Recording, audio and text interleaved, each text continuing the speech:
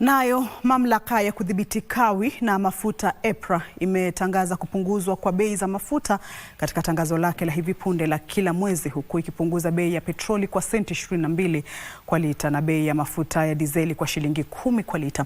Madereva jijini Nairobi sasa watalipa shilingi 214 na senti 3 kwa lita moja ya petroli na shilingi 222 na senti 86 kwa lita moja ya mafuta ya dizeli kuanzia saa 6 usiku. Na kama mwanahabari wetu John Kahiro anavyoripoti ni kwamba bei ya mafuta taa bado haijabadilika katika bei mpya za mafuta zilizotangazwa chini ya mzunguko wa bei wa mwezi Juni hadi Julai. Wakenya ambao kwa miezi kadhaa sasa wamekuwa wakikabiliwa na gharama ya juu ya mafuta angalau wamepata afueni baada ya mamlaka ya kudhibiti kawi na mafuta EPRA kutangaza kupungua kwa bei ya bidhaa hiyo muhimu. Katika matangazo yake ya kila mwezi ya bei za mafuta, EPRA ilisema bei ya mafuta ya Super Petrol itapungua kwa senti 22 kwa lita, huku ile ya mafuta ya dizeli ikipungua kwa shilingi 10. Bei hizo mpya za mafuta zinazotarajiwa kwanza kutumika saa 6 za usiku sasa zitashuhudia lita moja ya mafuta ya petroli jijini Nairobi ikiuzwa kwa shilingi 214 na senti 3, huku ile ya dizeli ikishuka hadi shilingi 222 na senti 86 kwa lita kwa kipindi cha kati ya mwezi Juni 15 hadi Julai 14.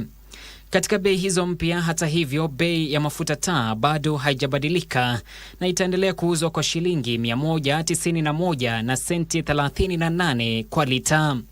With all due respect, we respect each one of us here. And that is what we want it to go out, so that to our members and to the nation, we did not agree in anything. They gave us 10 according to what they are going to have a conversation with EPRA, and we did state 35 up to 30.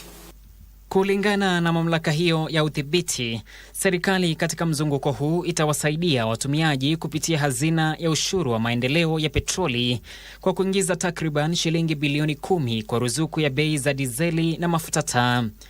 Mwezi uliopita, Rais William Ruto aliahidi kuingilia kati kwa serikali ili kuleta utulivu wa bei kufuatia mgomo wa kitaifa wa waendeshaji matatu ambao ulivuruga usafiri na kuathiri shughuli za kiuchumi katika sehemu mbalimbali nchini.